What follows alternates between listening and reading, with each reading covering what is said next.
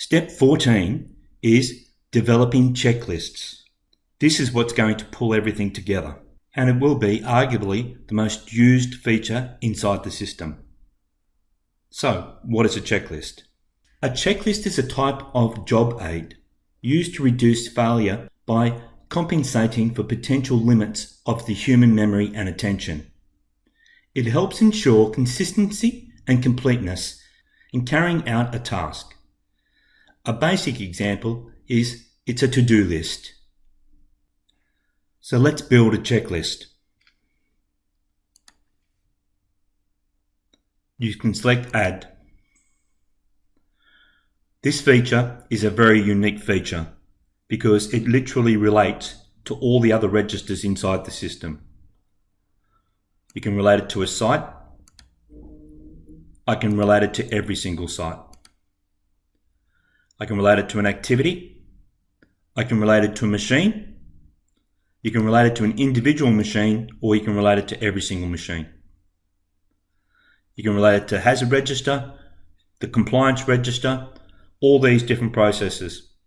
So what you can actually do is I'm doing this checklist relating to this machine at this site, at this compliance related to this policy. It's a great way for you to show compliance. You might develop a handling procedure relating to a chemical. Or if you open that field, it'll actually relate this to all the chemicals. Many of our clients use this feature for a pre-start checklist, or an inspection checklist, or a site inspection, all those different kind of processes. You can even use it for a site risk assessment if needed. And a lot of people actually use this as an induction tool as well onto a site. So you can actually build your checklist, put your title.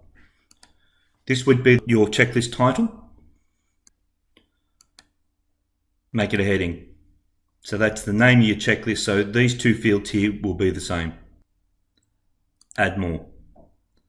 So you can actually build your checklist inside the system, and each item that you actually build, you can make it a question or a text box. You can have a review date for continual improvement. And again, this is the person who's responsible for the review. It'll put it in this person's to-do list.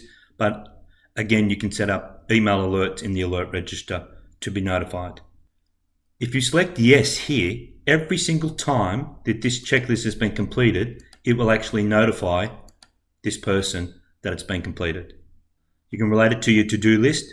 So the system actually has a to-do builder where you can assign things to be done daily, weekly, monthly, 3 monthly, 6 monthly, 12 monthly. So many times you can actually build a checklist and relate it to a person to do each day. I want to make it public.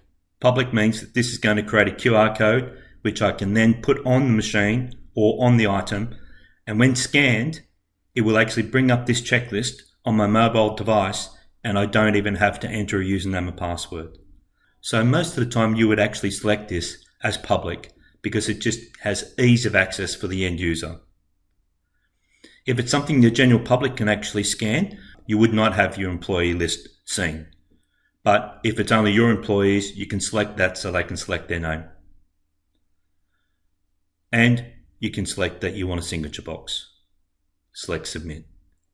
You could build a checklist as many lines as you wish, but it's actually best suited around about the under 50 mark. Once a checklist is completed, it'll go into your checklist register. You could actually upload checklists that you've completed on a paper-based process by just selecting this icon here. But when it comes down to it, this feature all is about being online and being simple and efficient. Let's select the view icon. So when you select the view icon, the reason why, if you open that field, it creates a drop-down list. If you close that field, they can't change that item. So if you want flexibility of building a pre-start checklist and you want to relate it to all the machines, you would actually open that field so they can actually select the machine that they're actually relating this checklist to.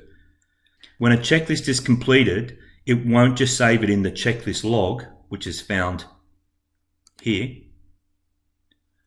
basically at the end of the day, it will save it against every item that it's been related to. It will save it against the forklift in the forklifts log. It will save it in the compliance forklift code of practices log. It'll actually save it against collision with pedestrians and warehouse safety, the policy. So you're doing this checklist relating to this compliance, relating to this machine, relating to this policy. And then you can go through and do the checklist. You need to make sure that the questions in your checklist have the answer yes if everything's okay. If you select no, it actually brings up an action, a hazard, or maintenance request. The person can actually complete this form. Automatically email alert the person selected here, but it'll also put it into the relevant register. Another feature of this checklist, if they select this icon here, they can even take a photo and insert a photo into this checklist. And when we talked about text, you can actually enter text inside here. So you can make it a question or a text box. They can sign on screen and a person can add multiple signatures. Submit. The completed checklist would actually be going into the log, time and date when it was done. You can even select on the PDF and download the completed document, complete with signature. So what checklist do you build?